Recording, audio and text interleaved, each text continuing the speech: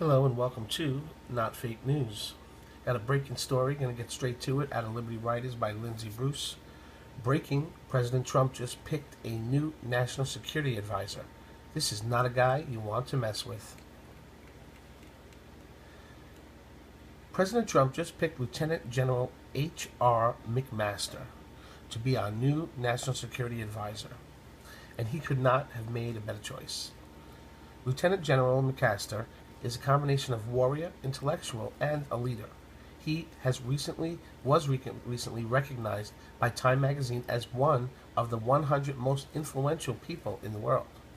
McMaster is a West Point graduate who's most known for his role in the Battle of 73 Easting. He was a captain, commanding Eagle Troop of the 2nd Armored Cavalry Regiment. Even though his group was outnumbered by the Iraqi forces, their 9 tanks easily defeated the enemy's forces. Lieutenant McMaster isn't just a muscle guy, though. He's extremely intelligent as well. He holds a master's in arts and a physics degree in degrees in American history from the University of North Carolina at Chapel Hill. In 1997, McMaster published The Dereliction of Duty, a book that criticized the military officers of the Vietnam War era for not challenging President Lyndon B. Johnson and Secretary of Defense Robert McNamara over the Vietnam strategies. This general is not afraid to speak up when needed, and he understands what needs to be done to win the war. In the video below, McMaster explains how the military needs to work together to defeat our enemies. He says, we've got to work across the whole Army because the future course of the Army is what 51% or more of the Army believes it is every day. So you can't work in a vacuum. You've got to go to work with everybody on it, McMaster said. Just listening to this great man, and you can tell the President Trump made the right choice. Lieutenant General McMaster will have to face a new type of enemy now, the dishonest liberal media. My money is on Lieutenant General.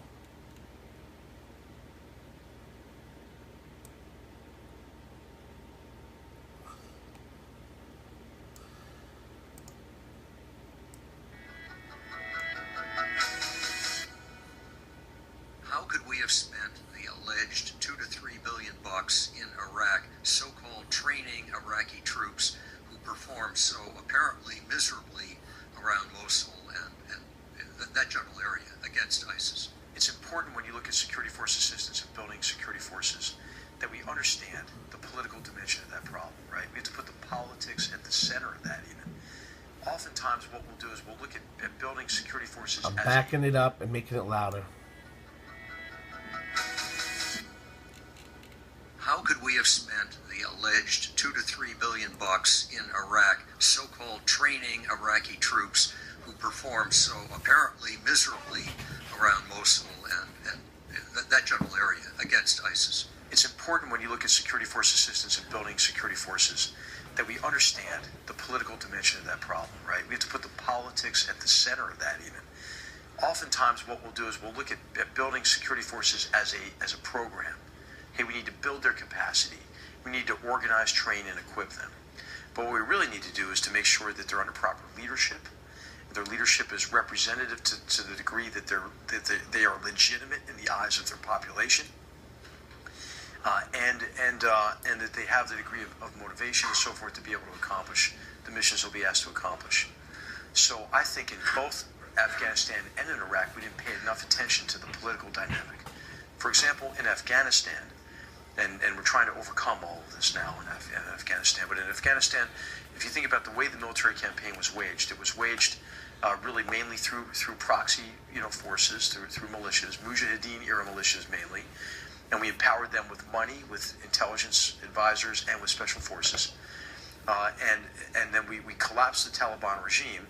But once we did that, the way that we conducted that war set conditions for state capture of state institutions and functions by these militias.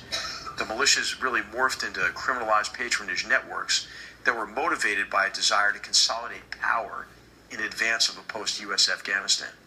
And so actually, many of these, criminal networks became stakeholders in state weakness, because it's the weakness of these institutions that gave them impunity, freedom of action, and so forth. And so it's critical to put the politics at the center. What happened in Iraq is that the security forces were increasingly captured by Shia Islamist militias, some of them associated with Iran. These institutions were not. We look at them, we mirror image sometimes. Hey, they're an army. They must be like a neutral state institution, right? But of course they're not. It's a battleground for influence and control of those instruments of power are very important, right, to these groups. So in Iraq, if you think about what happened shortly after we left, the military left in Iraq, Prime Minister Maliki took a number of actions, placing the vice president under arrest. I mean, all sorts of things. But within the military, what was happening in the Army and in the Ministry of Interior Forces was really an elimination, of Sunni Arab, Sunni Turkmen leaders, and they became increasingly Shia-led organizations. When that happened, of course, the Sunni Arab population says, well, they don't represent me. They're not going to protect me. Who's going to protect me? And then you begin to look for militias and others who can protect you. And this is how ISIL gets their foot back in the door, is to portray themselves as patrons and protectors of populations that now see the instruments of state power as aggressors against them. And of course, once ISIL controls territory, then what they can do is they can intimidate and coerce people such that you can't recruit out of those areas anymore. If your son joins the army, I'm going to kill your whole family. And so this is the same thing that happened between 2004 and 2006 in Iraq. What's happened with ISIL again? Now, we reversed that through the surge, but it wasn't just a surge. It was a political strategy that aimed to move Iraq's communities toward political accommodation, a political accommodation that would remove support for extremists. There are subordinate efforts to that political strategy. There was an external diplomatic strategy. There was a strategy to develop security forces to get rid of the most malign and sectarian actors, within those institutions, to make those institutions more representative, to reprofessionalize them. There were other elements of this, but of course, none of these efforts were irreversible, as we've seen. And if you look at ISIL's campaign, it was the campaign for Al-Qaeda in Iraq campaign from 2004 to 2006 on fast forward. And so it's critical. I think what you learn is you have to put the politics at the center. There's a great security force development, security sector reform expert named Andrew Rathmell, who's written about this extensively, putting politics at the center of these efforts. And I think we have to recognize that these are contested spaces, right? You can't just and we've learned this in other places too, right? I mean, we were developing Malian armed forces as a bulwark against Al-Qaeda in the Islamic Maghreb. And we know large numbers of them defected and fought for the Tuaregs and Al-Qaeda in the Islamic Maghreb. We've had problems, this is what political scientists call principal agent, right? Problems. And we've seen it in Yemen, we've seen it working with certain partners in certain areas as well. So I think what you need strong political leadership that's representative and determined. You want a positive example? I think you look at the Philippines. You look at Colombia as a great example, right? What was the prognosis for Colombia, in the late 90s? Look what happens under strong leadership with U.S. support. I think Korea is a positive example. Okay, it didn't look good in 1953, though, right? You had a country that was ravaged by decades of war. You had a country with no infrastructure, with an illiterate population, and a corrupt government. It didn't look good. But with sustained commitment over time, development of civil society groups, development of political reforms, U.S. commitment over time, you have success.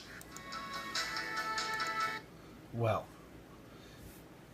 first of all, I like him. Of course, it seems great. And could you get anyone who knows more about that issue of, the vacuum in Iraq? Now, this guy laid it down. I mean, you can't get more clear than that.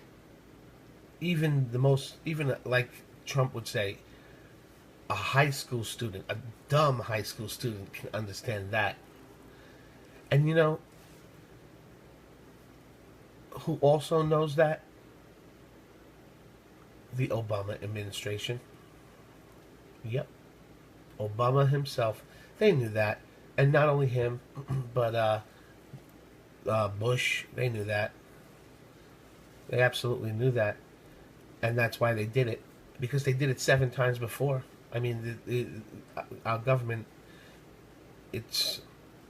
they know what they're doing. They knew that this would happen. That they would build some sort of a terrorist organization would come out of this. And they did. It's not like it's anything new to them. This guy looks like he knows what he is doing.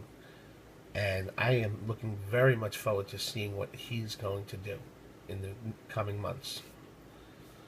Him and Mad Dog Mattis and Priebus. Is it Priebus? I forgot. I gotta look up.